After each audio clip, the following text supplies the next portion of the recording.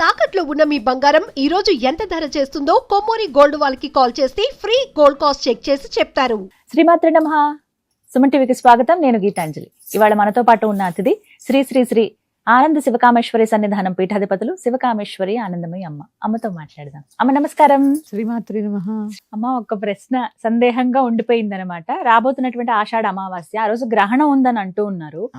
అంటే ఎక్కడ ఆందోళన వచ్చేసిందంటే, అమ్మో నియమాలు ఏం పాటించాలో, ఇంతకీ గ్రహణ సమయం ఎప్పుడుందో, మేము అంతే శుభ్రం చేసుకోవాలా, ఎందుకంటే తర్వాత రోజు నుంచి ఇంకా శ్రావణం ప్రారంభం అయిపోతుంది. అన్ని సిద్ధపరచుకుంటాం ముందుగా, ఫోటోలు శుభ్రపరచుకోవడం కానీ, దేవుడు అదంతా సిద్ధం చేసుకుంటాము, నియమాలు అన్నిటికీ సిద్ధం అయిపోతాం. మరి గ్రహణం ఉందంటున్నారు, అది ఎప్పటి వరకు ఉంది, ఎలా ఏంటి అనేది? ఈ సూర్యగ్రహణం మనకి లేదు, అదర్ కంట్రీస్ లో ఉంది, వారికి నియమాలు ఉంటాయి. ఇక్కడ ఇండియాలో నియమాలు ఏంటి అంటే, ఎవరైతే ఉపాసనలో బీజాక్షర మంత్రాలు ఉంటాయో వాళ్ళు చక్కగా సాధన చేసుకోవడం అనేది చాలా అవసరం. గ్రహణం ఎక్కడైనా ఆ సూర్యగ్రహణం కాబట్టి భోజనాది నియమాలు లేకపోయినా తపస్సు, అలాగే ఆ మంత్రాలు ఎంత ఎక్కువ చేస్తే అంత ఫలితం ఉంటుంది కాబట్టి చక్కగా ఆ సమయంలో ఏదైనా స్తోత్ర పారాయణ చేసుకోవడం ఇవన్నీ చాలా ముఖ్యం కూడా. ఎందుకంటే గ్రహణం అనేది ఏంటి అంటే, కొంత దేవతా శక్తిని కోల్పోతాం మనం. ఆ శక్తికి బలం ఇవ్వడానికి ఇవన్నీ చేస్తూ ఉంటాం. అందుకని చక్కగా ఆ సమయంలో తపస్సు, మంత్రజపము, తర్వాత హోమము ఇత్యాది కార్యక్రమాలు చాలా విశేషం. శాస్త్రీయ పరంగా గ్రహణం ఏంటి తెలుసా అమ్మా? ఇది సూర్యగ్రహణం కాబట్టి సూర్యుడికి భూమికి మధ్యలో చంద్రుడు వస్తాడు. మామూలుగా చంద్రుడి యొక్క లక్షణం ఏంటంటే, చంద్రుడు స్వయం ప్రకాశం కాదు, సూర్యుడి యొక్క కిరణాలతోనే ప్రకాశిస్తాడు. సూర్యుడి మీద ఆధారపడే ఆయన ప్రకాశిస్తాడు. కానీ గ్రహణం రోజు స్వయంగా ఆయన రేస్ పడతాయి. అంటే సూర్యుడికి భూమికి మధ్యలో వస్తాయి కదా. ఇది ఖగోళపరమైనటువంటి శాస్త్రపరంగా ఇట్లాంటి. ఇప్పుడమ్మా ఏదైనా ఒక రకంగా చెప్పాలి అంటే, ఒక విశేషం లేనిదే మన ఋషులు తీసుకోరు.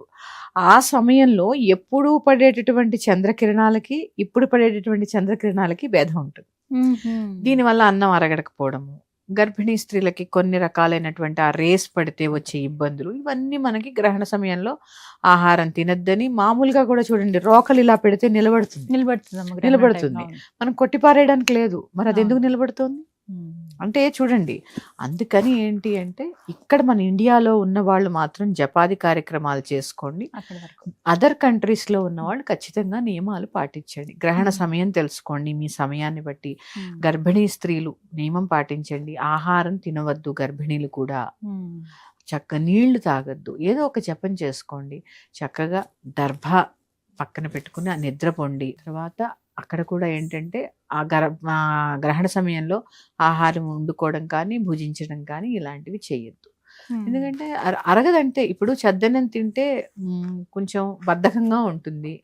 ఎందుకు చెప్తారు? రాత్రంతా వండి పొద్దున్న తింటాం కాబట్టి. అంటే ఆ గ్రహణ సమయంలో పడుతున్నటువంటి, ఎందుకంటే ఆ కిరణాల యొక్క దాని మీద పడుతూ ఉంటాయి కదమ్మా, మనం మూత తీసినా చేసినా ఆ రేస్ పడుతూనే ఉంటాయి కదా. అందుకని మన యొక్క మంచి కోసమే ఈ నియమాలన్నీ పాటించడంలో ఎటువంటి తప్పు లేదు.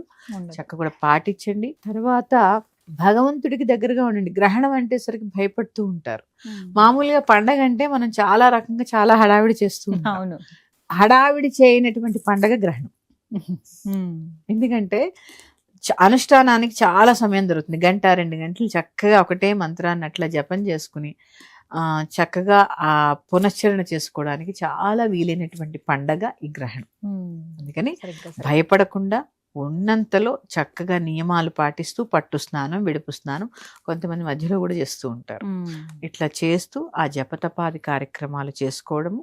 ఇక సూర్యగ్రహణం అయిన తర్వాత బ్రాహ్మణునికి గోధుమలు దానం ఇవ్వడము, ఇవన్నీ కూడా మీకు తెలిసినవే. అందుకని రాహుగ్రస్తమా కేతుగ్రస్తమా అవి చూసుకొని దానికి సంబంధించినటువంటి ధాన్యాలను ఇవ్వడము, పాలు, పెరుగు, ఆవు నెయ్యి, పంచె ఇవి మాత్రం తప్పకుండా బ్రాహ్మడికి దానం ఇవ్వండి. బియ్యం ఇలాంటివి తప్పకుండా దానం ఇవ్వండి. ఇవి సరిపోతాయి. ఇతర దేశాల్లో కూడా ఇవి అందుబాటులో ఉంటున్నాయమ్మా.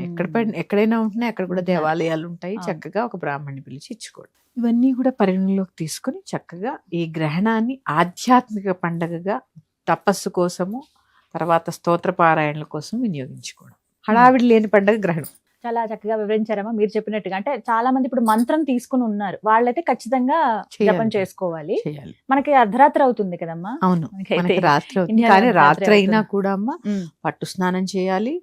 మూల మంత్రాలు జపం తీసుకున్న వాళ్ళు ఉంటారు కదా, ఆ, ఉపదేశం తీసుకున్న వాళ్ళు, ఈవెన్ గాయత్రి మంత్రం ఉన్న వాళ్ళు కూడా చేయాలి. చేయాలి. ఉపనయనమైన వాళ్ళు కూడా చేయాలి, ఖచ్చితంగా ఉమ్. చేసుకోవాలి. విడుపు స్నానం కూడా చేసుకోవాలి. ఉమ్. కుదిరితే ఆ సమయంలో హోమం చేయడం కూడా చాలా విశేషం. ఇప్పుడు జపం చేసుకున్న వాళ్ళు ఎవరైతే ఉంటారో వాళ్ళు కూడా తెల్లారి దానాలు ఇవ్వటం అవి చేయాలమ్మా? అక్కర్లేదమ్మా, అక్కర్లేదు. అక్కర్లేదు. ఉమ్. కేవలం వాళ్ళు ఇప్పుడు అంటే ప్రస్తుతం- ఈ మంత్ర జపం ఉంది అంటే ఇంట్లో ఏదో కొంత దేవతానుష్ఠానం ఉంటుంది కదా ఇంట్లో, చక్కగా వాటిని శుభ్రం చేసుకోండి చాలు. ఉమ్. శివుడైతే అభిషేకం, అమ్మవారైతే మా అమ్మవారి విగ్రహం ఉంటే అభిషేకం, ఇట్లాంటివి చేసుకుంటే, శ్రీచక్రం ఉంటే అభిషేకం, ఇట్లా చేసుకొని దేవుడి గదంతా శుభ్రం చేసుకోవడం. ఉమ్. అంటే గ్రహణమైల ఉమ్. గ్రహణం అయిపోయిన తర్వాత అది శుభ్రం చేసుకోవడం అంతే. ఉమ్. ఒక నియమంగా. ఆ ఇంకా నియమం. తర్వాత రోజు నుంచి మనకి శ్రావణం స్టార్ట్ అయిపోతుంది ఎలాగో ఈ అయిపోతుంది. హడావిడి. అవును. అందులోనూ బుధవారం నుంచి అమ్మ మళ్ళీ బుధవారం వచ్చినట్టుంది, గురువారం నుంచి గురువారం మళ్ళీ- అనుకోండి, ఇక శుక్రవారం వస్తే ఇక హడావిడే. అంతేగా.